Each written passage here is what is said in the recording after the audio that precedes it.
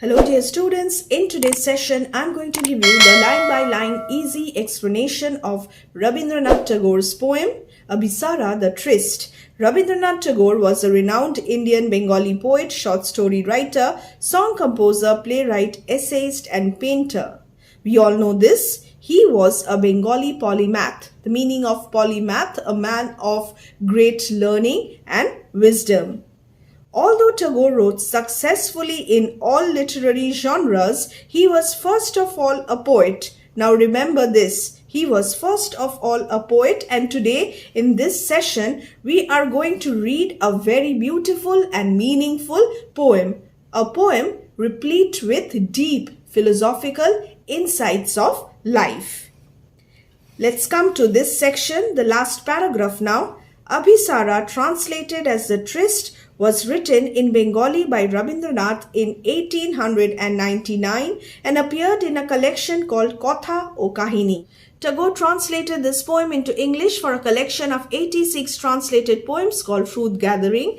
This is a story poem, very important, based on Upagupta, a Buddhist monk who lived in the 300 BCE and was revered, respected by Emperor Ashoka. It demonstrates the values of love and compassion that may be found in unexpected persons under unusual circumstances. This is one of the themes of this poem, and you may use this point while justifying the appropriateness of the title as well.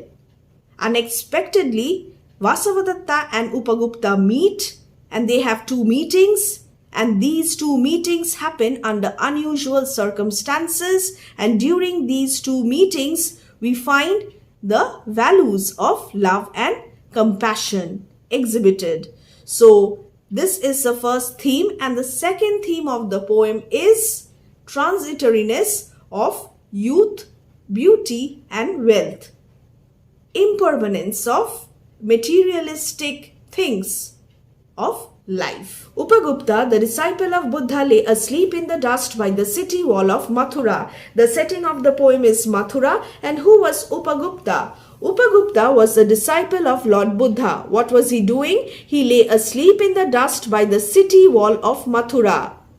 The term dust is significant because it stands for the simplicity and humility of Upagupta. Upagupta was an ascetic. वो एक तपस्वी थे, वो एक त्यागी थे. And he renounced worldly pleasures and led a simple and spiritual life, a life of meditation and renunciation. Upagupta's life was characterized by self-denial and rigorous restraint. Lamps were all out. There was not a single lamp burning. All the lamps were extinguished. There was darkness all around. The doors were all shut. The doors were all closed. People preferred to stay indoors, and stars were all hidden. The stars were not visible in the sky because the sky was murky. By the murky, dark, cloudy sky of August. The first part of the poem is set in the rainy season of August. Whose feet were those tinkling with anklets, touching his breast suddenly, and his breast, the breast of Upagupta. Here we are introduced to the feet of another character. Instead of the character, we are first introduced to the feet of this character, and the feet were adorned with anklets, piece of jewelry, and the anklets produced a pleasant metallic sound. Tinkling with anklets, auditory imagery. And the figure of speech used here is alliteration. Those tinkling with anklets touching his breast. Those starts with a T, tinkling T, and touching also starts with a T. Therefore, the figure of speech here is alliteration. He woke up startled. Why did Upagupta wake up startled? Because this character tripped over him. This character stumbled over him, and the light from a woman's lamp fell on his forgiving eyes, on his merciful, compassionate eyes. Whose eyes? The eyes of Upagupta. The light from a woman's lamp.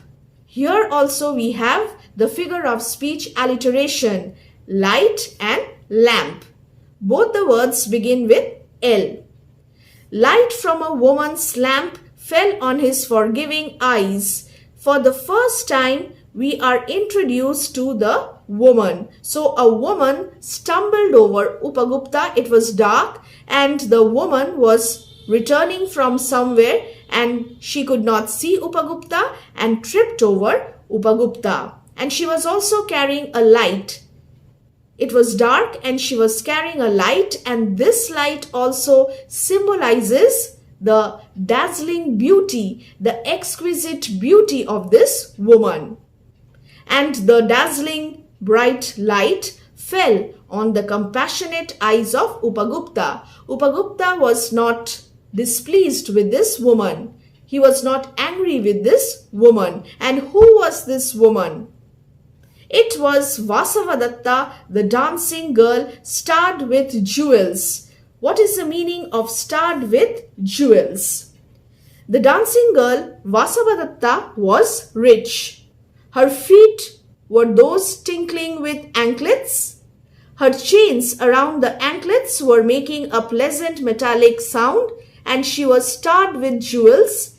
This means precious ornaments were on her body. In order to beautify herself, in order to enhance her appearance, her beauty, this woman, the dancing girl Vasavadatta, had many ornaments, many precious ornaments, and these ornaments were shining like stars. The stars in the sky were not visible, they were all hidden, but the ornaments worn by Vasavadatta were shining like stars. Clouded with a pale blue mantle, veil, cloak, drunk with the wine of her youth. Again, this is important. Drunk with the wine of her youth. She cherished her youthfulness and elegance. Just like a person who is drunk feels intoxicated, Vasavadatta was also filled with pride. Her youthful pride made her vain. She was also intoxicated. So this expression, this metaphor shows her pride. She was young and therefore she was filled with pride. She was beautiful and she was also proud of her beauty. She lowered her lamp. The figure of speech here is alliteration once again, and saw the young face, austerely beautiful. The young face of Upagupta. She saw the young face of Upagupta and it was austerely beautiful. Upagupta was attractive, although he was simple. There was calmness on his face. "Forgive me, young ascetic," said the woman. Vasavadatta was ashamed of her action. She had tripped over Upagupta and she was feeling very bad and she asked for pardon. She begged forgiveness. "Graciously come to my house. With all respect, come to my house." Here Vasavadatta invited Upagupta to her house. "The dusty earth is not a fit bed for you. So this dusty earth is not appropriate for you. You should come to my house and there you will take rest." The young ascetic answered, "Woman, go on your way. When the time is ripe, I will come to you. When the time is appropriate, I will definitely come to you." So, here in these two stanzas, we have two different ways of living. We have the contrast between spiritual pursuit and material pursuit. Upagupta and his way of living, spiritual pursuit, and Vasavadatta's way of living, materialistic pursuit. Why do you think Upagupta did not accept the invitation of the dancing girl? Upagupta was the disciple of Buddha, and according to Buddhist principles, he was leading a simple and strict life. He had sacrificed all the materialistic pleasures. On the other hand, the dancing girl was proud of her youth wealth and beauty, and she was leading a splendid life of extravagance and luxury. So there is a contrast between the two ways of living. One spiritual pursuit and another one materialistic pursuit. Upagupta has already had spiritual awakening, but Vasavadatta is still in the dark. She is still ignorant of the deeper truths of this world. जीवन में बहुत सारे गहरे राज है और वासवदत्ता को इन सारे चीजों के बारे में कुछ पता ही नहीं है. उपगुप्ता एक वाइज मैन है और उपगुप्ता को इन सारी चीजों के बारे में ऑलरेडी पता है. There is this contrast between the two characters. Two types of living are represented by the two characters of this poem, Upagupta and Vasavadatta. And this is why he did not accept the invitation of the dancing girl, because of the contrast. Suddenly, the black night showed its teeth in a flash of lightning. It was a black night, it was a dark night, and suddenly the black night showed its teeth in a flash of lightning. And what is the figure of speech here? The figure of speech here is personification. Night is personified. The storm growled from the corner of the sky. Again, storm is also personified. The storm growled, and the woman trembled in fear. Vasavadatta was very scared and she was trembling in fear.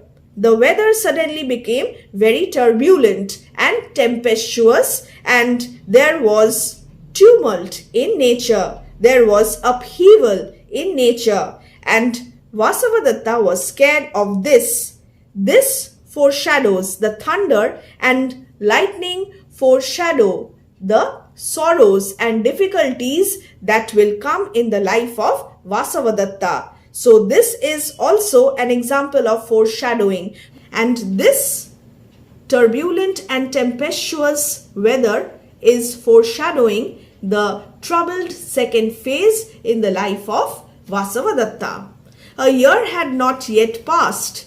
It was evening of a day in April in the spring. The second part of the poem begins, and the second part of the poem is set in the spring season of April. The first part, the murky sky of August, remember?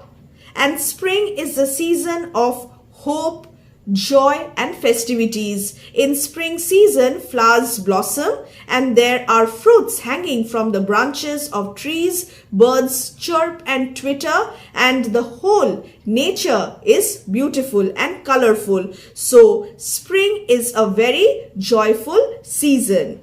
And how did the poet define, how did the poet describe spring in the poem? The spring was warm. The branches of the trees on the wayside were full of beautiful flowers. Gay notes of a flute came floating in the warm spring air from afar. Again, alliteration, flute came floating. So this is again alliteration. Gay notes, light-heartening notes of a flute came floating in the warm spring air from far away distance. And this is how spring was described in the poem.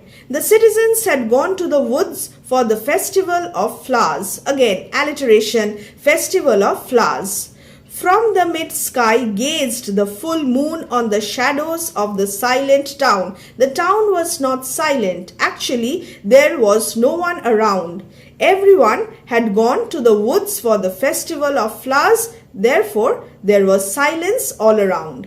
The young ascetic was walking in the lonely street. Again, the street was not lonely. The young ascetic Upagupta was lonely because others were not there. They had all gone to the woods for the festival of flowers. So the citizens of the town were very happy and they were enjoying themselves. They were enjoying themselves in a celebration. There was happiness all around in the town. While overhead the love-sick quails uttered from the mango branches their sleepless plaint. Upagupta passed through the city gates and stood at the base of the rampart. Now, what is the meaning of rampart? Rampart means fence. What was Upagupta doing? This is the second time that Upagupta came to this town, and he was walking through the lonely street and he came across a woman. What woman lay at his feet in the shadow of the mango grove? He saw somebody lying at his feet in the shadow of the mango grove, struck with the black pestilence, her body spotted with sores of smallpox. Body spotted with sores of smallpox. Again, alliteration. Struck, spotted, sores, smallpox. She had been hurriedly driven away from the town. This woman was sick. वो बहुत बीमार थी. She was ill with black pestilence and her whole body was covered with sores of smallpox. Her body had become deformed because of the sores, the blisters of smallpox. Therefore, she was abandoned by the people of the town. This is ironical. The people of the town were enjoying themselves and this woman was lying on the street all alone, abandoned by the people of the town. This is visual imagery and this shows the ugliness of this woman, the helplessness of this sick woman, and she had been driven away from the town to avoid her poisonous contagion. She was inflicted with a deadly disease and therefore the disease was called poisonous and it could spread easily, therefore contagion. She was none other than Vasavadatta. Vasavadatta did not recognize Upagupta, but Upagupta recognized Vasavadatta. And what was the condition of Vasavadatta? She was struck with the black deadly epidemic disease. Her body was spotted with sores of smallpox and she was abandoned from the city. She was now a social outcast because the poisonous disease might spread by her contact. Upagupta did not abandon her. The ascetic sat by her side, again alliteration, took her head on his knees. Now this shows the merciful nature of Upagupta, and moistened her lips with water and smeared her body with balm. Upagupta sat by her side, took her head on his knees. He applied her body with balm in order to produce a soothing effect, in order to cure her. He made her lips wet with water. He nursed this sick woman. Who are you, merciful one? And here Upagupta is addressed as the merciful one. Vasavadatta was really grateful and she asked, who are you, merciful one? This shows that she did not recognize Upagupta. The time at last has come to visit you and I am here, Vasavadatta, replied the young ascetic. True to his words, Upagupta came to Vasavadatta. It was the most appropriate time. He kept his promise. Vasavadatta needed his help really badly and he was there to help him. Upagupta is truly the epitome of kindness, wisdom and selflessness. Dear students, there is irony here. The irony is that the proud young woman, as she was less than a year ago, has lost all her charms and was lying helpless in the dust, pestilence stricken with black pestilence. This is the irony, and this shows the transitory nature of youth, beauty and wealth. Beauty fades away and youth also passes away with the passage of time. Nothing is permanent. Impermanence of life on earth. Dear students, how will you justify the appropriateness of the title? The word ABHISARA means rendezvous between lovers. And what is the meaning of rendezvous? A meeting arranged between lovers. And the word tryst also means an appointment, especially between lovers. Obviously, Upagupta and Vasavadatta are not lovers, but there are two meetings in this poem. The first meeting took place all of a sudden. The meeting happened coincidentally, and during the first meeting, Upagupta had promised to Vasavadatta that he would meet her when the time was ripe. And the second meeting happened when Vasavadatta was sick and she was in need of help, and Vasavadatta was helped by Upagupta. So these two meetings are the most important points to justify the appropriateness of the title. Through these two meetings, Rabindranath Tagore has highlighted the themes of compassion, showing compassion towards the needy, and also the theme of transitoriness of youth, beauty, and wealth. The poet has used light and darkness quite symbolically. It was dark in the first part of the poem, and the woman was shining because of her sparkling jewelry. She was ignorant of what is real and what is unreal, and she did not know that her beauty will soon vanish. And in the second part, there is bright sun in the sky, but the woman's life is steeped into darkness of hopelessness and sorrow. It is only the inner light of Upagupta that remains intact, irrespective of the change that takes place in the outer world. And this poem is a good specimen of free verse. Students, prepare these questions. Number 1, justification of the title. Number 2, character analysis of Upagupta. Number 3, character sketch of Vasavadatta. And number 4, the two different ways of living as depicted in the poem. Prepare these answers. Prepare these subjective answers and also read the text thoroughly for your give reasons and multiple choice questions.